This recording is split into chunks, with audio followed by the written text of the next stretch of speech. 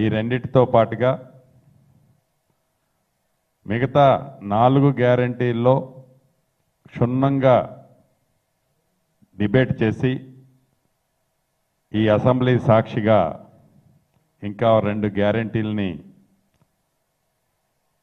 ఏ ప్రజలైతే ఇందిరమ్మ రాజ్యం కావాలని కోరుకున్నారో, ఏ ప్రజలైతే కాంగ్రెస్ పార్టీ మీద పూర్తి విశ్వాసంతో తెలంగాణ రాష్ట్రంలో కాంగ్రెస్ పార్టీని అధికారంలో తీసుకొచ్చారో వారి నమ్మకాన్ని ఒమ్ము చెయ్యము అనే విధంగా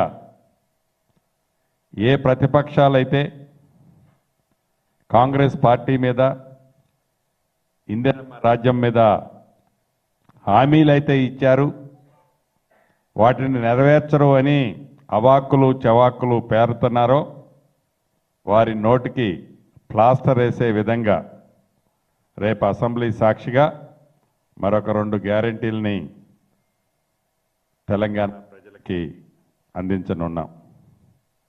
అంతేకాదు అనేక వేదికల మీద మా నాయకులు రాహుల్ గాంధీ గారు, ఈనాటి ముఖ్యమంత్రి రేవంత్ రెడ్డి గారు, డిప్యూటీ చీఫ్ మినిస్టర్ బట్టి విక్రమార్క గారు, ఈనాడు కేబినెట్లో ఉన్న మంత్రులు, ప్రజాప్రతినిధులు చాలామంది ఇందిరమ్మ రాజ్యం ఏర్పడిన తర్వాత కులగణన ఏర్పాటు చేస్తామని చెప్పాం.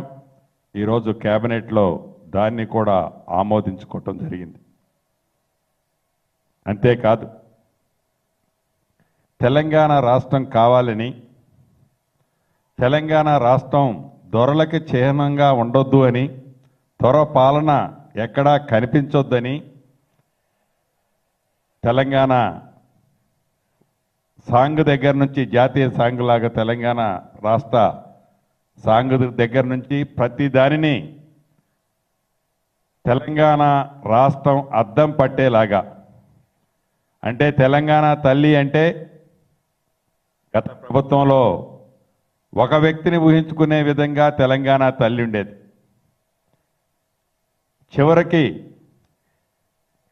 తెలంగాణ రాష్ట్రానికి కేంద్ర ప్రభుత్వం టీజీ అని ఏదైతే మన రిజిస్ట్రేషన్లో అప్రూవల్ ఇచ్చిందో దాన్ని గత ప్రభుత్వం టీఎస్గా మార్పు చేసింది. కానీ తెలంగాణ రాష్ట్రం టీజీగా ఉండే విధంగా ఈరోజు కేబినెట్లో రాబోయే రోజుల్లో చట్టం ఆల్రెడీ కేబినెట్లో ఆమోదించుకున్నాం. దాన్ని భవిష్యత్తులో టీఎస్ బదులు టీజీగానే ఇక నుంచి తెలంగాణ రాష్ట్రంలో వెహికల్స్ రిజిస్ట్రేషన్లు కానీ ఇతరత్ర ఏదున్నా టీజీగానే ఉండటం జరుగుతుంది. ఇలా అనేక అంశాల మీద రాష్ట్ర కేబినెట్లో క్షుణ్ణంగా పరిశీలించాం. వాటిని కొన్నిటిని ఆమోదించుకోవటం జరిగింది.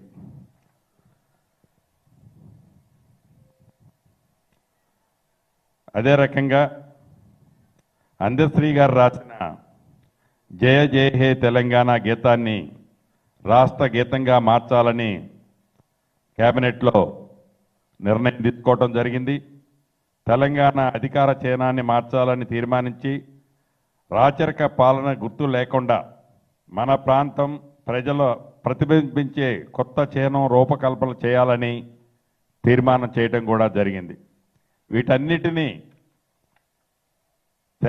అంటే ఏ తెలంగాణ రాష్ట్రం వస్తే తెలంగాణ ప్రజలకి గౌరవం దక్కుద్దో, ఏ తెలంగాణ రాష్ట్రం ఏర్పడితే అభిమానం ఆత్మాభిమానంతో తెలంగాణ ప్రజలు ఉండాలని కోరుకున్నారో అది గడిచిన 10 సంవత్సరాల్లో సాధించుకున్న తెలంగాణలో రాచరపు నడవడికే కనపడింది. కానీ పోరాటం చేసి సాధించుకున్న ఆ ప్రతిబింబాలు ఎక్కడా కూడా తెలంగాణ రాష్ట్రంలో మనకి కనిపించలేదు. దాన్ని ఈనాడు కేబినెట్లో అది కనిపించే విధంగా క్షుణ్ణంగా చాలా ఇన్డెప్త్గా ప్రతిబింబించే విధంగా, అంటే పోరాటం చేసిన వాళ్ళు కానీ ఆనాడు అనేక సార్లు జైలు పాలైన వాళ్ళు కానీ తెలంగాణని తెచ్చుకున్నది ఇందుకు అనే విధంగా ఈ ప్రభుత్వం వాటన్నిటిని కూడా మార్పు చేయాలి అనేది ఒక నిర్ణయం తీసుకోవడం జరిగింది. ఆ నిర్ణయాన్ని తప్పకుండా అతి కొద్ది రోజుల్లో ప్రజల ముందుకు పెట్టి కవులు, కళాకారులు, మేధావుల అభిప్రాయాలకు అనుగుణంగా వాటన్నిటినీ, ఆ చిహ్నాలన్నిటినీ మార్పు చేయాలని ఈరోజు కేబినెట్ నిర్ణయం తీసుకుంది. ఇప్పటికే చాలా కాలం అతీతమైంది.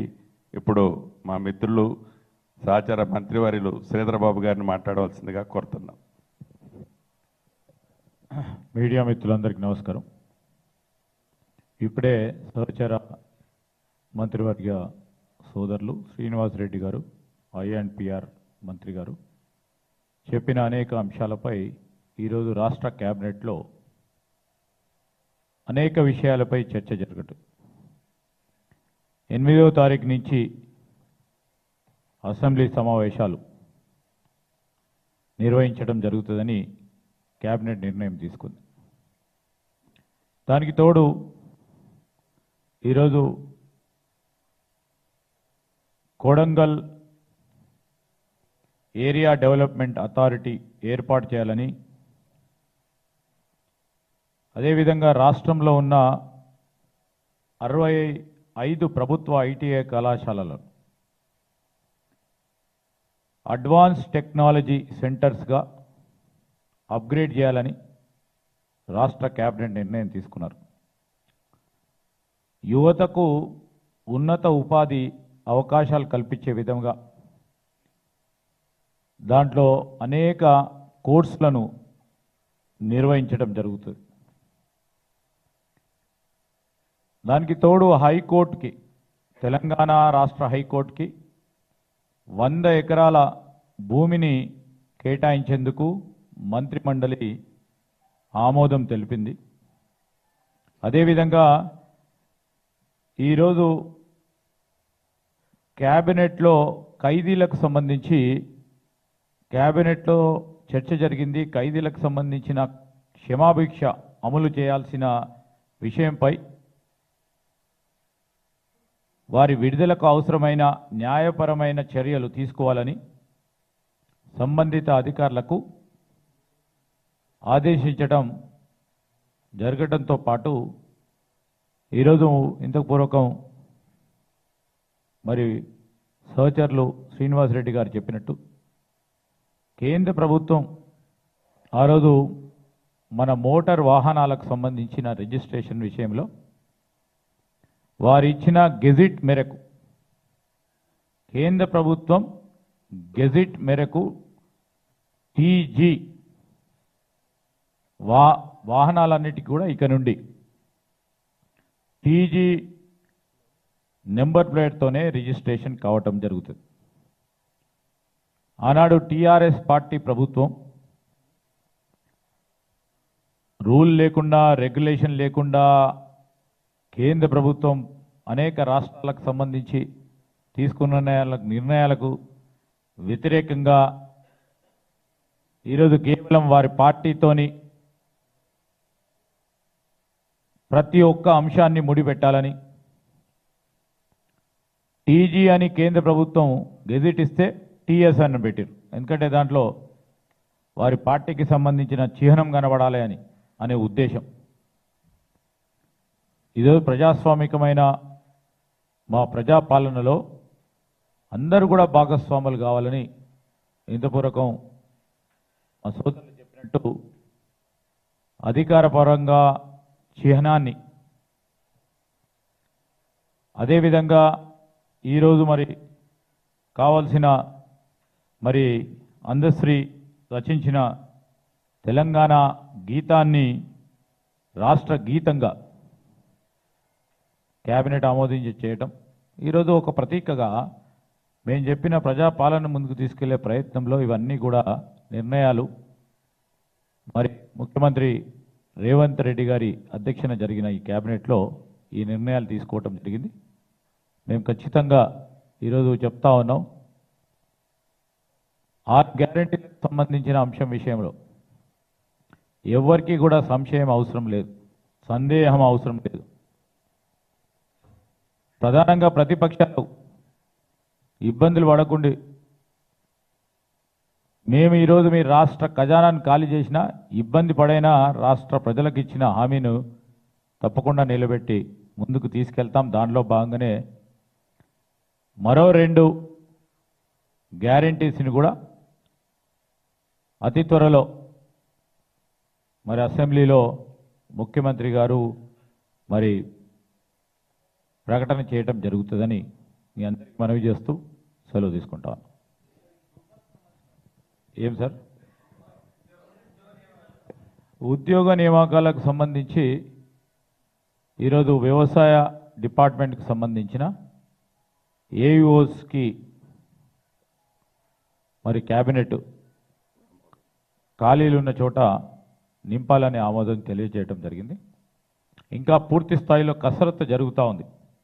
ఎక్కడ ఏ ఖాళీలు ఉన్నాయి, గ్రూప్ 1 కానీ గ్రూప్ 4 పరంగా, గ్రూప్ 2 పరంగా పూర్తి స్థాయిలో కసరత్తు కంప్లీట్ కాలేదు.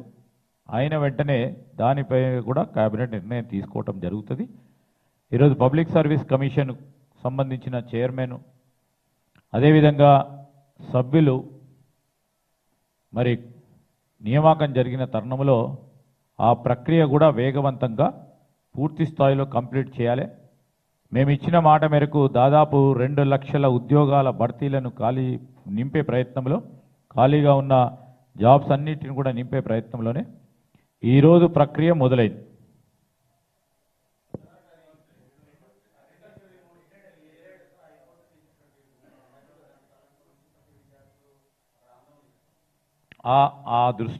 మా దృష్టికి కూడా వచ్చింది. విద్యార్థులు అదేవిధంగా అక్కడ ప్రొఫెసర్స్ అందరూ కూడా మా దృష్టికి తీసుకొచ్చారు.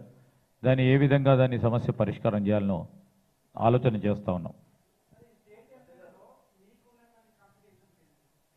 ఈరోజు ఎంబ్లంలో కాంప్లికేషన్స్ కాదు. ఈరోజు ఇంతకుముందు శ్రీనివాసరెడ్డి గారు చెప్పారు, ప్రతి ఒక్కరితోని ఈరోజు డిస్కషన్ చేయాలి.